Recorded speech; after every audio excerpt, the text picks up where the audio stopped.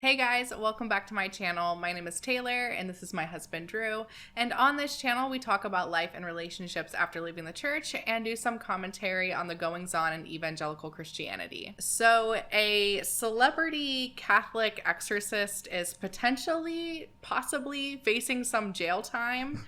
And it's for the weirdest reason. I guarantee you guys will not be able to guess why he's possibly going to jail. Well, he's a Catholic man that holds a little bit of power in the Catholic Church. I think that people actually might be able to guess what it's related to at the very least.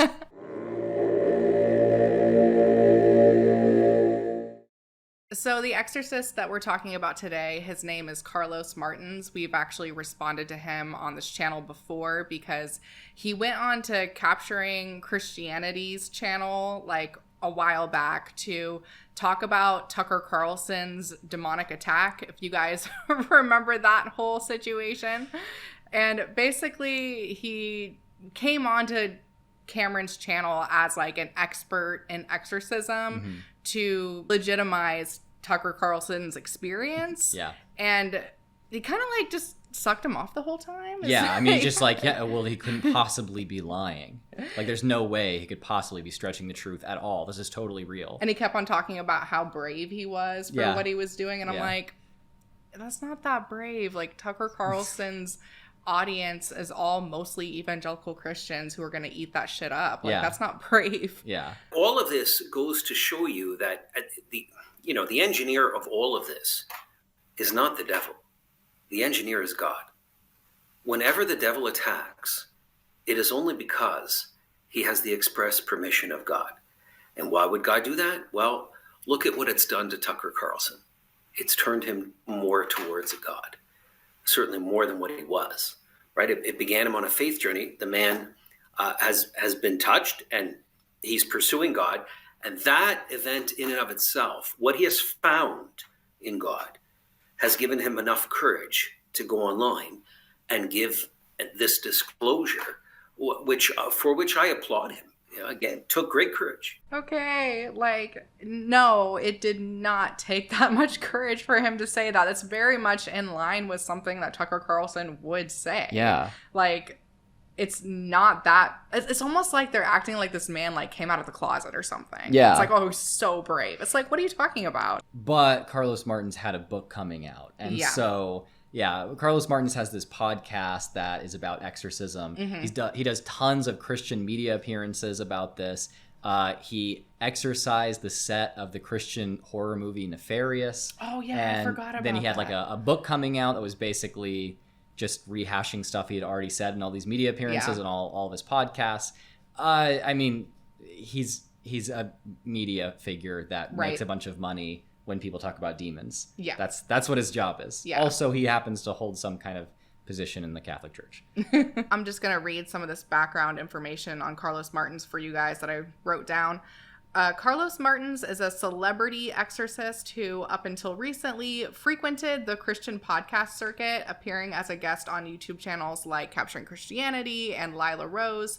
Martins also has his own podcast series called The Exorcist Files, in which he and others reenact or dramatize cases of supposed exorcisms that he's worked on. I actually didn't know until I started researching for this video that that's what his podcast is. Yeah. I didn't realize it's like a reenactment of exorcisms. And like you said, he also recently released a book also called The Exorcist Files, where he talks about his ministry. To me, it's giving big like Ed and Lorraine Warren vibes. It seems like, in my opinion, he's finding these vulnerable people who think that they might be experiencing some demonic activity. They're probably going through some really difficult things in their lives, and he's turning their stories into content. Yeah. What's really much what it seems like. Really interesting is that Carlos Martins' main way he's like he's responded to videos of mine when I've had Dr. Joseph Laycock on, and he constantly says, oh, these skeptics are ridiculous. They're asking for proof. But what they don't realize is that they're asking us to expose these vulnerable people. We're never going to film someone getting an exorcism because that's exploitative. We're never going to use exorcism as just this evangelical tool like they're basically asking us to. This is a private matter, and we respect the people that we do we do exorcisms on? And it's like, well, I mean, like you said, you do these exorcisms seemingly almost because you want to turn them into content. Yeah. Regardless of what your intent is, you do turn them into content. Yeah. So obviously you are evangelizing with this stuff. You're not keeping it all private, but you also won't produce proof. So where does that really get you with that apologetic you're using? Yeah. I mean, I don't know with his podcast if he changes people's names. He probably does. Yeah. But still, you're taking people's stories and experiences and turning them into a way for you to make money. Yeah. Is what it is. And now you wrote a whole book where you talk about these same things. It's like Malachi Martins or Gabriel Amorth, like those like well-known exorcists back in the day who turned it just into a media publicity stunt kind of thing. At the end of last year, Martins was on a Holy Relics tour across America. This tour was eventually canceled because of the incident that we're going to talk about. In case you guys are curious, the relic that Martins was taking around the country to different parishes was the relic of St. Jude, also known as the Apostle of the Impossible. And basically this relic was an arm bone fragment that supposedly belonged to St. Jude. And it's enclosed in this like wooden arm that has like the arm, like the forearm, plus the hand. And the hand is like in a blessing kind of, I think, motion or something like that. Or like maybe it's like this, I'm not sure. In one podcast episode that I listened to, Martins was talking about how when he was taking this relic on tours, he was told by people that attended, you know, this presentation of the relic that they were healed from things like blood clots and like a hernia because they came in contact with the relic. And he was like talking about that on his podcast. Again, do we have proof of that, or is asking for proof asking to exploit those people whose stories you are exploiting for your own gain? He also, in that same podcast episode, I found this really weird. They were talking about aliens for some reason, and he said that if aliens exist, that it's our mission to evangelize to them because aliens also need to know about Jesus. Of course, that's very loving. Okay, so before we jump into the actual news story, I do want to give a disclaimer that Carlos Martins is innocent until proven guilty. This incident is alleged, and of course it needs to go through the courts before we can say anything definitively. I do want to give that disclaimer because there was a Catholic media news outlet that was reporting on this, and Carlos Martins' attorneys are actually like maybe trying to sue, or they sent a cease and desist to this media outlet because they weren't like specific enough in their reporting. They weren't saying allege kind of thing. Well, they were kind of vague about what exactly happened, and it made it sound like it was something that it wasn't. Okay. And so that's why they sent it. But I just want to like do my due diligence and say like this is all alleged. Okay, so this news story is being reported on by Fox 2 Detroit, and I'm pretty sure that Carlos Martins lives in Detroit. Yeah. Well, also tonight, a disturbing incident involving a local priest. He's accused of grabbing a teen's hair and attempting to floss his teeth. But the creepy allegations, they don't end there. Fox 2's Jessica Dupnack with the details. Yes. So he apparently grabbed some girl's hair and tried to floss with it. Like, what? Allegedly. Allegedly. You know, people are fixed on the devil's power.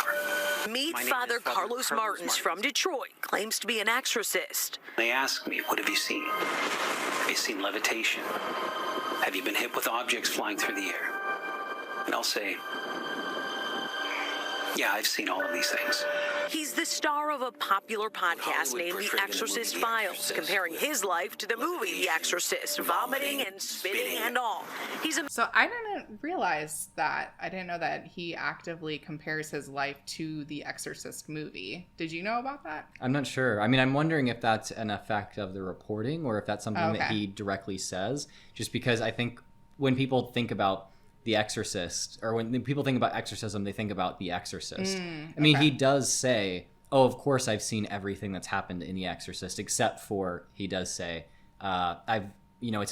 it's impossible for a person's head to spin all the way around because that defies the laws of physics. That's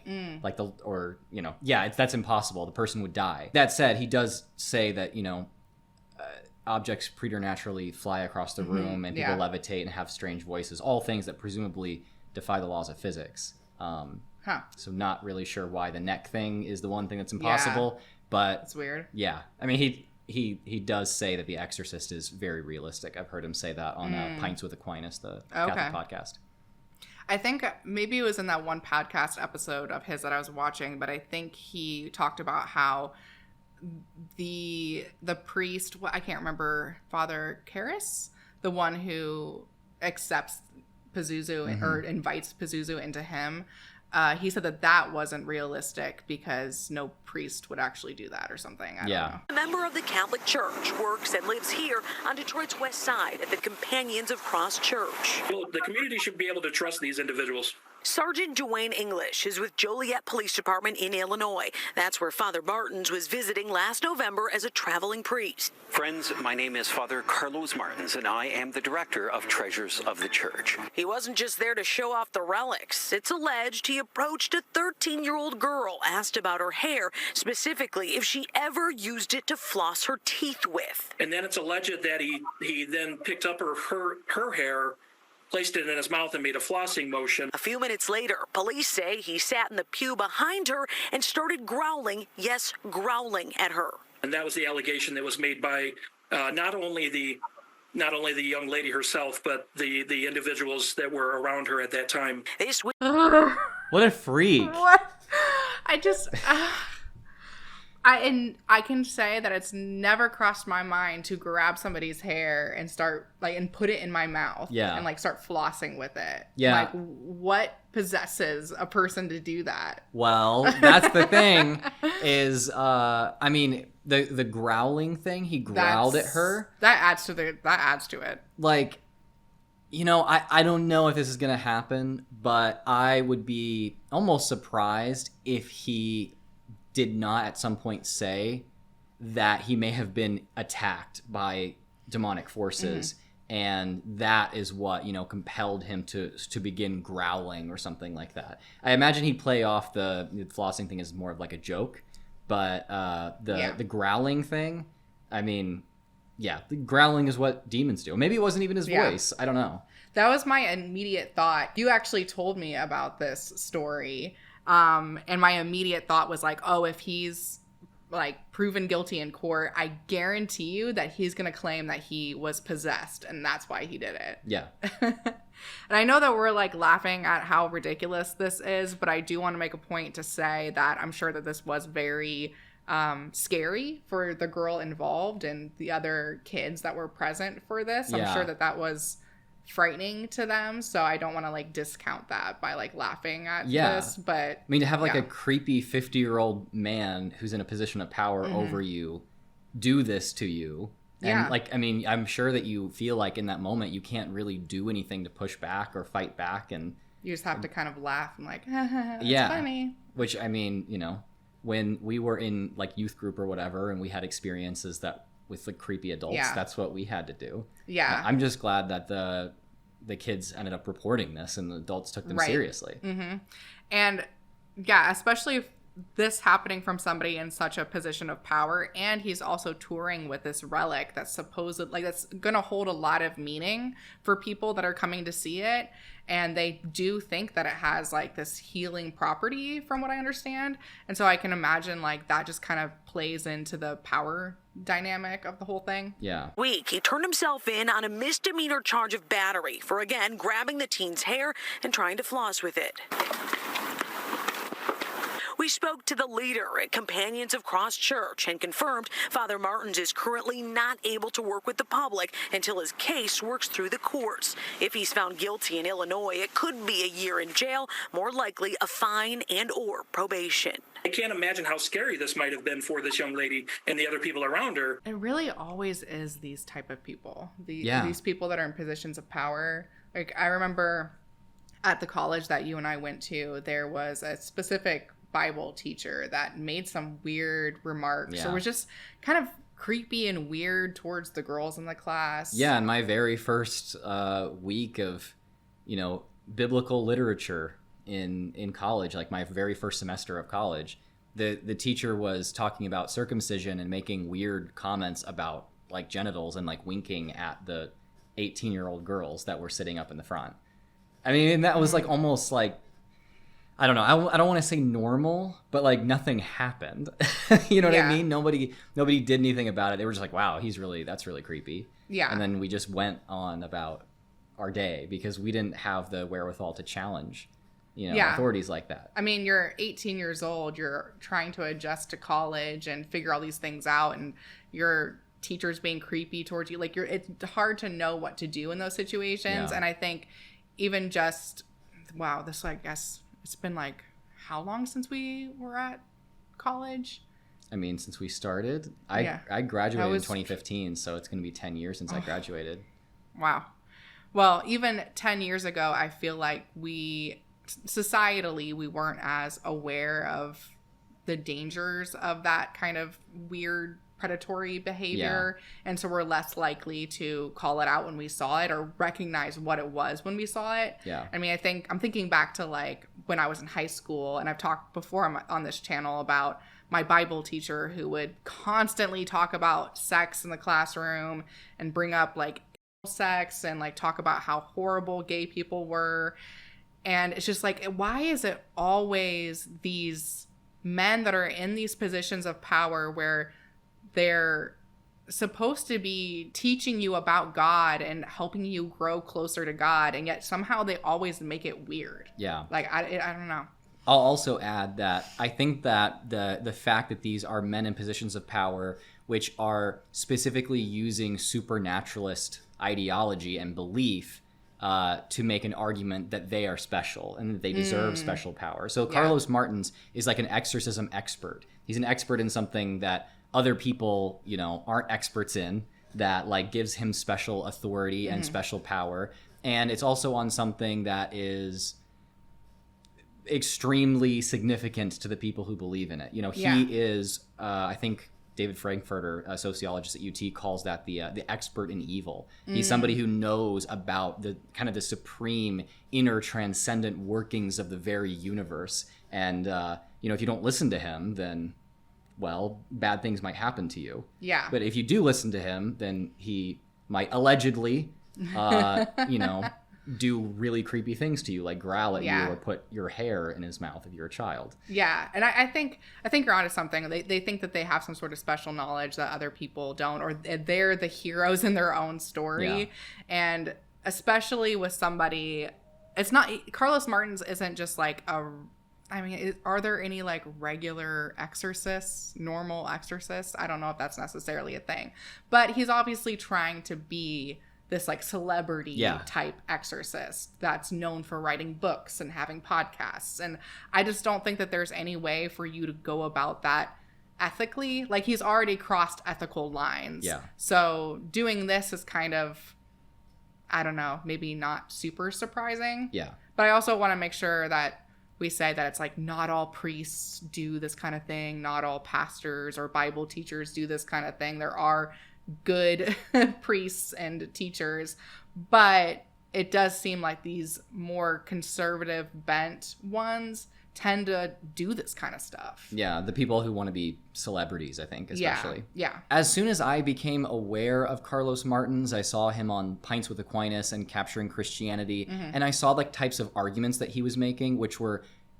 they were totally absurd and verging on outright dishonesty, which was obvious, especially with the defending like Tucker Carlson, who's like a known charlatan and like known white supremacist. Yeah, why are you out here defending white supremacists? As soon as you see that, like I offer criticisms like that, and the people who host these platforms are like, oh well, you're not taking expertise seriously. Are you a professional exorcist? Like, are you an expert in evil? Like, no, I'm not. But I can use like basic logic and understand that when people make arguments like this, they're probably somewhat deficient in their character because they're lying and it's really obvious and you're buying it and spreading it for content. So when I see something like this happen, that he's creeping on kids, it's like, well, yeah, I mean, he's obviously like, he's making a career out of being, I mean, for lack of a better term, a total weirdo, you know, like he's purposely like lying. He's promoting ideas that are absurd and almost difficult to even fathom the fact that people would promote this.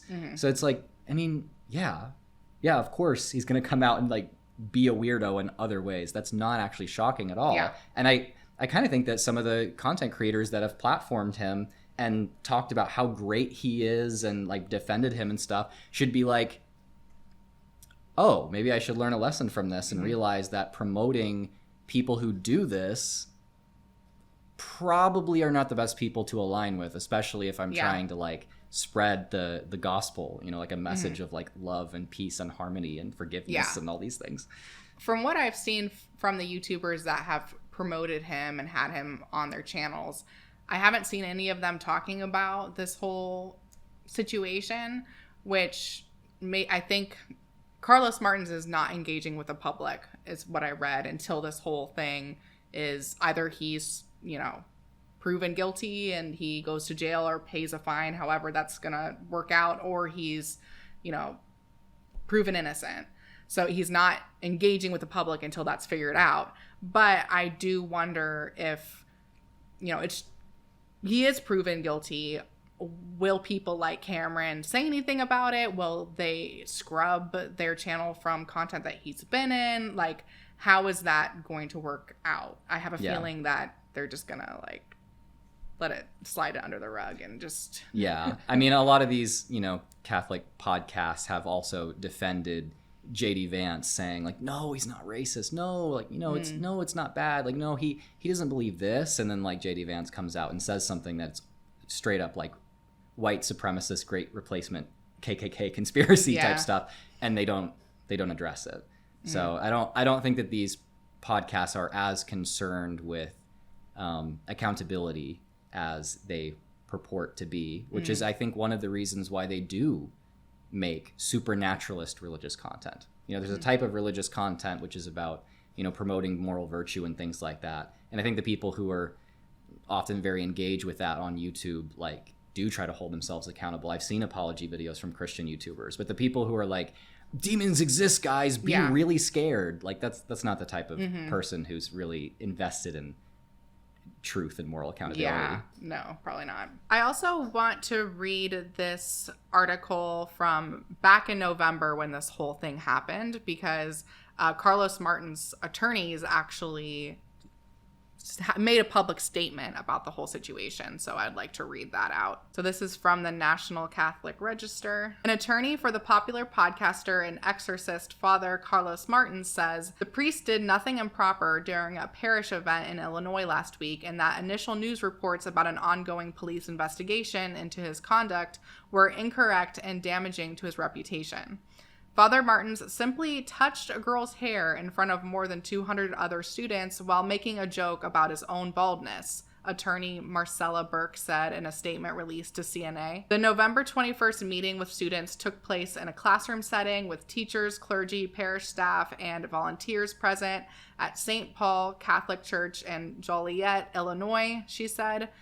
Father Martins, a priest of the Companions of the Cross Order known for hosting the Exorcist Files podcast, was visiting the area as part of his national touring exhibit of a relic of the arm of St. Jude the Apostle. As he always does, Father Martins began his interaction with the attendees in a chit-chat dialogue. He is bald and apt to joke about it as a conversation starter. During his conversation with the older students, he made a comment to a student about her long hair, remarking, "You and I have almost the same hairstyle," a comment met with giggles. He then remarked that he also once had long hair like hers, and he joked he would floss my teeth with it. Again, his comment was meant for a teenage audience and was met with laughter. He then asked the student, "Have you ever flossed with your hair?" Laughing, she shook her head no. He then said, "Well, you have the perfect length for it," as he lifted up a lock from her shoulders to show her its length. She giggled along with the others. When the girl returned home and recounted the story, however, her father became upset by what he heard and called the police. The police arrived at the parish during the event and, after questioning the students, left without making any arrests or filing charges. It was only after the outraged father called the police a second time, insisting that they charge Father Martins with battery, that the police agreed to further investigate. There is no indication that any new evidence has been uncovered that would implicate Father Martins of any wrongdoing. To date, no charges have been filed.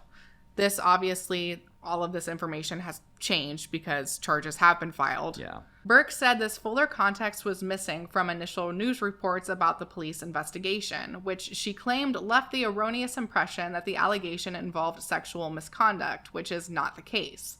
Father Carlos Martins is a well-respected priest in good standing with the Catholic Church and held in high esteem on account of his evangelical and educational work. In his 15 years as a priest, he has never once been accused of or involved in any form of scandal or impropriety. In a statement posted on the Queen of the Apostles Catholic Church parish website, Father Michael Lane, the parish moderator, and Father Gregory Alberitz, the parochial vicar, said the relic visit to the parish was canceled after an incident with the priest and some students was reported to have happened in our church. We immediately contacted the police, the priest said. A police investigation is still ongoing. The priest was confronted with the information. We informed the priest that he must depart from our parish and out of our diocese. The two priests said they further informed Joliet Bishop Ronald Hicks, who canceled the tour of the relic scheduled at 2 more of our parishes this week. The bishop also informed the superior of the Companions of the Cross Order of Priests of the incident. So what I find so interesting about this is that Carlos Martins' attorneys are saying that it was just an angry father that called the police and he was just overly outraged. He was just overreacting to the whole situation when, from what I've read, the priests that were there at the parish that he was visiting were the ones that called too. Yeah. Like maybe the father called, but the priests there called, which I think is a really, really good thing. I'm really glad to see, especially considering the Catholic Church's history with covering up sexual abuse, that they are calling this out and reporting it to police as soon as they find this information out. Yeah. I feel like that's really good. Yeah. Also in this article, the lawyer's statement leaves out the, putting someone else's hair in your mouth. That this was a 13-year-old girl, not an older student. I mean, they say older student and teenager. It's like, okay, well, it's a 13-year-old girl. And, doing it in front of people doesn't necessarily actually subtract from the humiliation or from the predatory thing that she might have perceived there or she might have felt. And then also they're leaving out the growling part, which, is really creepy. The growling part definitely makes it seem like he was targeting this specific student. Yeah, it wasn't like a one-off. Yeah, it wasn't just like a joke he kind of made impulsively, like he was targeting her for some reason. But yeah, they completely left out the fact that he put her hair in his mouth. That's a whole different situation than just holding up her hair. And they left out the growling. And I feel like they're shooting themselves in the foot by saying that this happened in a classroom with, clergy and other students, because okay, now you're just telling me that there are witnesses to this. And who we saw in the other article corroborated the girl's story and also basically gave testimony to the police.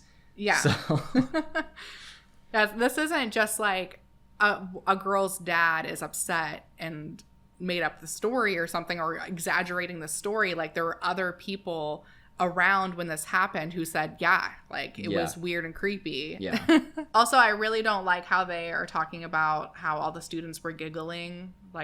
They just thought it was funny. It's when you're in that situation, when you're a young teenager and you're around somebody that's supposed to be a role model and someone that you look up to, and they do something like this, your immediate reaction probably is going to be to laugh because you don't know what else to do. But I have nervous laughter all the time when I'm uncomfortable. So just the fact that they laughed at it doesn't mean that it was not an issue or not a problem. Right. The Companions of the Cross Order proceeded to temporarily suspend Father Martin's ministry, a suspension which Father Martin's lawyer says is standard practice for the order when questions of wrongdoing are raised. Regarding the police investigation, Father Martin's attorney further clarified that there is no indication that there is ongoing investigation. Okay, obviously, there is an ongoing investigation. Yeah. The attorney added that Father Martin's has never received a call from police. We know he turned himself in, as far as I know. Yeah, clear that the National Catholic Register is definitely purposely painting this in a very different light than other media. And it's not to say that other types of media can't have their biases, but the bias comes off in the National Catholic Register there comes off as very striking, very obvious, completely omitting certain details. Sometimes that's because it was written before some of the other reports that we've looked at. Well, but I would say they're reporting what the Father Martin's attorneys said. I don't know if they're necessarily saying like, oh, look, so he's innocent. Like, I think that they're just reporting what the attorney said. And also, this is an article from last November, and they've probably come out with articles about this. Okay, yeah. So, would you be surprised to hear that our good friend Rod Dreher responded to this whole situation on his Substack? I bet that he was livid that a wonderful man of God was being persecuted. Am I in the ballpark? You're in the ballpark. Okay. Okay, so we've responded to Rod Dreher before on this channel because he went on Allie Beth Stuckey's channel to talk about his book that I think has come out called Living in Wonder.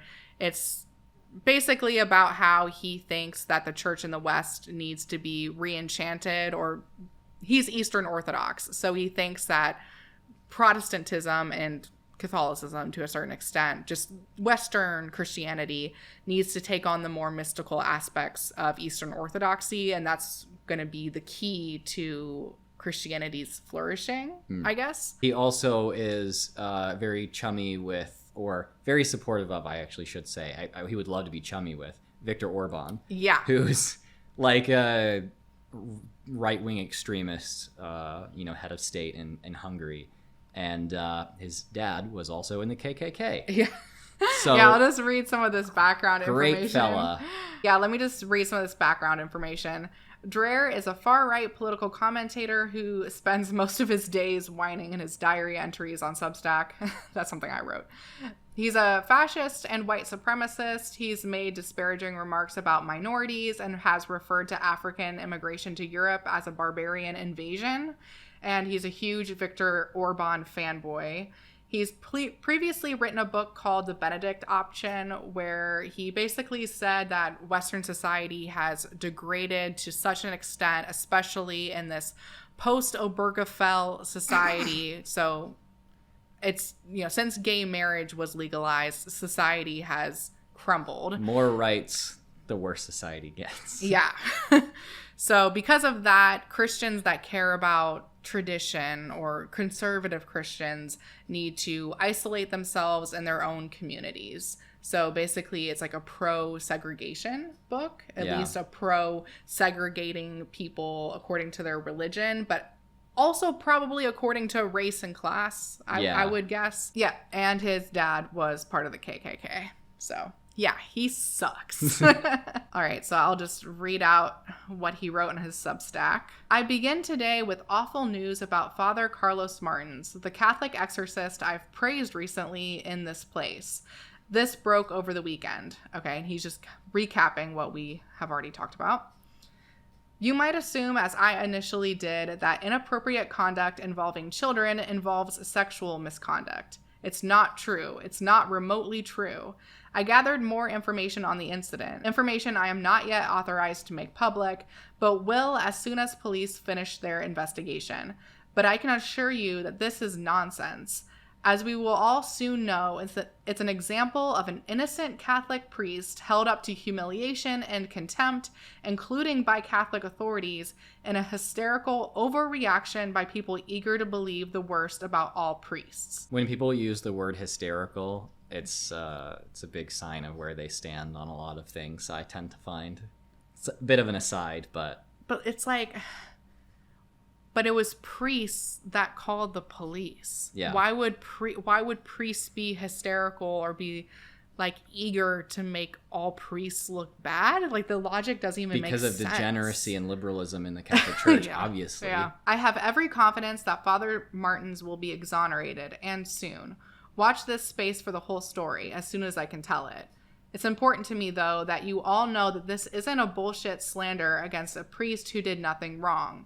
You all know that Rod Dreher is the last person to side automatically with a cleric accused of wrongdoing against a child. So Rod Dreher did investigate sexual misconduct that happened in the Catholic Church, but the conclusion that he drew about that whole thing was that it was all perpetuated by this big secret organization of gay priests. Yeah, called what do they call the Lavender Mafia? Yeah.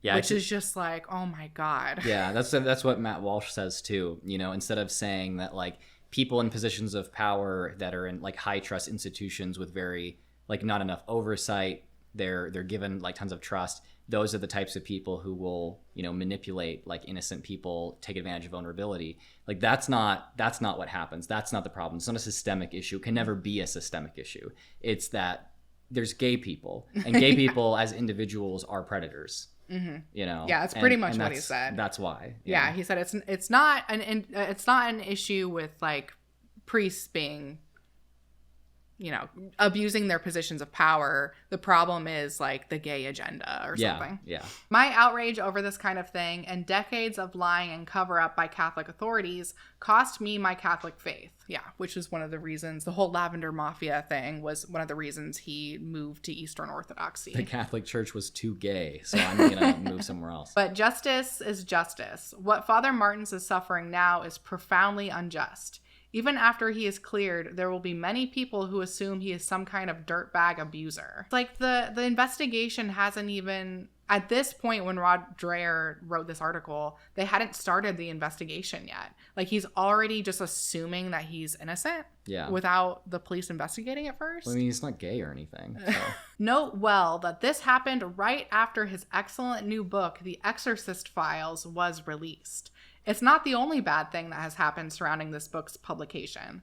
Shortly before, Father Martins had an accident that broke 2 of his ribs, and his literary agent heard a noise in his house and went downstairs to find that a pipe had burst, flooding the first floor. Oh no, he heard a noise in his house. Oh my God.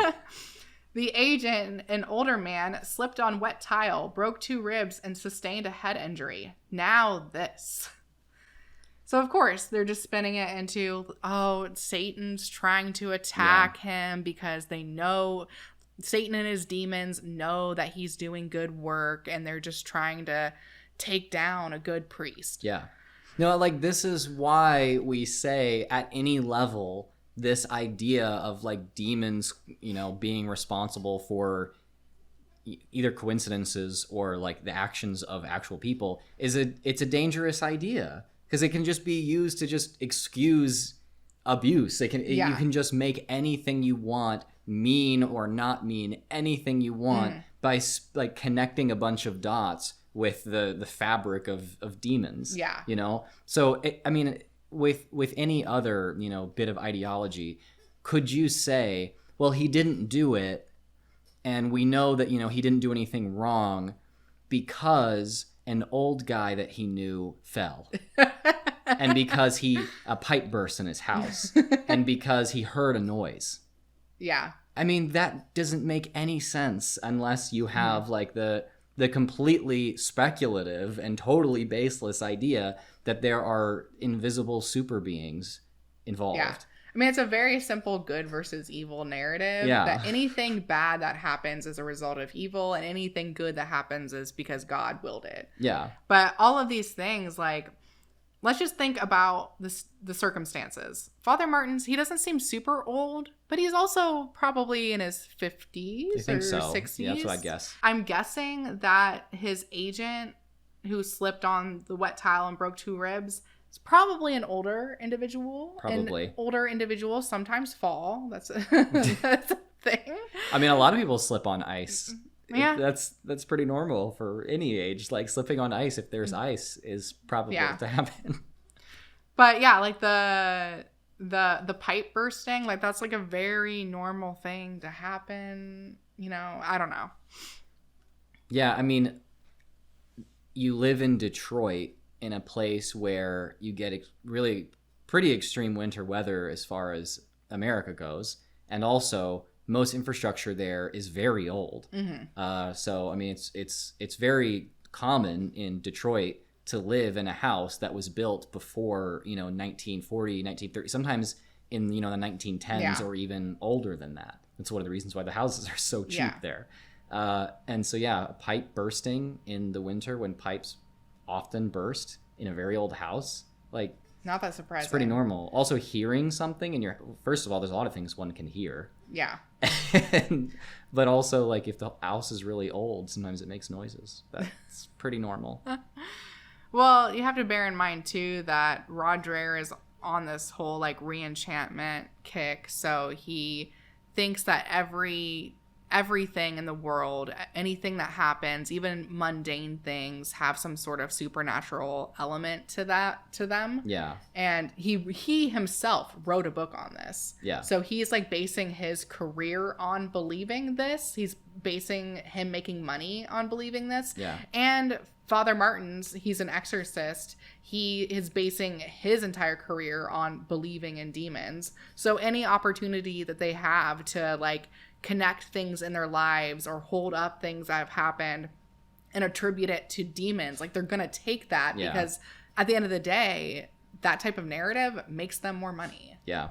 I mean, and this makes you think that maybe the reason why people, not everyone certainly, but certain people spread ideas of the demonic being active in whatever way is done because such ideas are politically expedient.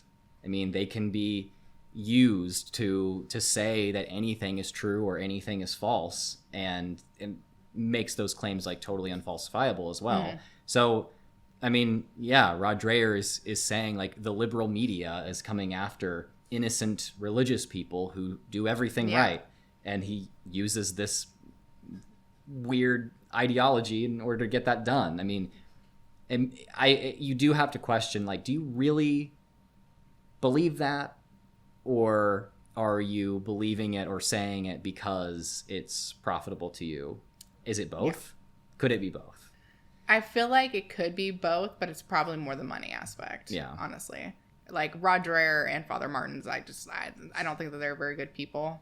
Yeah. I also think that Rod Dreher is saying this as like a Vatican II versus Vatican I situation, because you remember in our Allie Beth Stuckey, like the video of Allie's that we were responding to where Rod Dreher was on it, they were like, Rod was talking about how there was this woman he knew that was a very pious Catholic, but she became demonically possessed because her grandfather was supposedly in the occult. Oh, right. Yeah.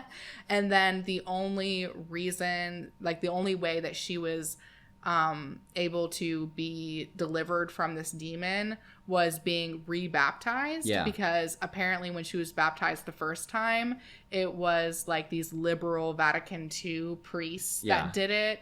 And, like, they didn't do it right. And so she had to, like, be rebaptized. And it's just like, that doesn't make any sense. But also, it just kind of shows, I think, in his mind, he sees this as these liberal priests going after a conservative priest. A Vatican II priest going after traditional Catholic priests. Yeah. You got to ask, if they don't have this conspiracy making technology in the demon stuff, are they capable of making any kind of argument against the liberals or whatever? I mean, this is usually entirely what it is. Yeah. Just give me your actual argument rather than just like speculating and saying, well, it could be supremely evil super beings that are invisible. Give me your argument. If you don't have one, then go away. I mean, I don't think that they have other arguments. And no. Like I said, they've based their entire career on this like idea of demons and like supernatural beings. And this is not exculpatory in the Martins case, heaven knows, or in any particular case. But you should know that veteran exorcists are used to this kind of thing. Another exorcist of my acquaintance endured a false claim along the lines of what Father Martins now suffers. The enemy will take any opportunity he can to destroy exorcists. You will all know exactly what I'm talking about when police file the results of their investigation and report it here. And I report it here. The Diocese of Joliet has a shameful record of abuse and cover-up, which no doubt accounts for its throwing poor Father Martins to the dogs over an absurd and malicious accusation. Again, you'll see. Wait. Withhold judgment. Why don't you withhold judgment? You're telling your readers to withhold judgment while you're like claiming over and over again that he's innocent. Just wait and see. He's innocent. Yeah. As I see it, this is another case of a blameless priest having to pay the price for the crimes of abuser priests and the long-standing contemptible indifference of Catholic bishops. Totally having it both ways. I am unbiased, and we should all withhold judgment, and also here is my final verdict, which I am objectively right about, even though it's completely speculation. Well, he's also talking about how this parish, I guess, had records of abuse and cover-up, which is why they're now doing this to Father Martins, which... Like he's saying they're overcorrecting, basically. Or they're actually taking control and taking ownership and being responsible for reporting this kind of stuff to the police. Like they could be doing the right thing. Why does that never enter his mind? Maybe they just learned their lesson. Yeah, exactly. Maybe they just learned the lesson or are actually doing the right thing. Could be. Well, I'm sure that we'll keep you guys all updated as to what happens when this all goes to court, you know, whether or not he's guilty of the crime. Either way, whether he is innocent or guilty, I kind of see this as something that's going to be spun in his favor. If he does get convicted, then people can pull Rod Dreher and say that, well, this is just a conspiracy by, I like to say, invisible super beings who are supremely evil. Or liberals. Yeah, or like liberals who, you know, they're the same thing. To persecute a conservative and a religious person. They can say that. If he's innocent, then of course they can say, well, he's innocent, and look, he was being persecuted by liberals and he didn't even do anything wrong, and the courts proved it.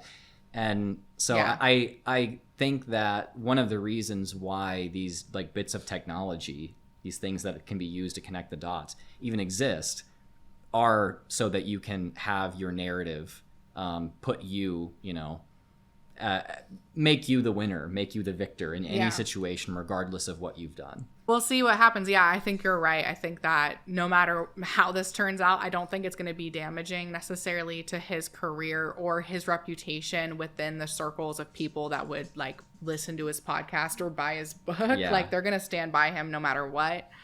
But you know, if he is guilty, then he will either get a year in jail or probation or have to pay a fine of $100, which sounds like... A fine of $100? Yeah, which sounds like ridiculously low to me.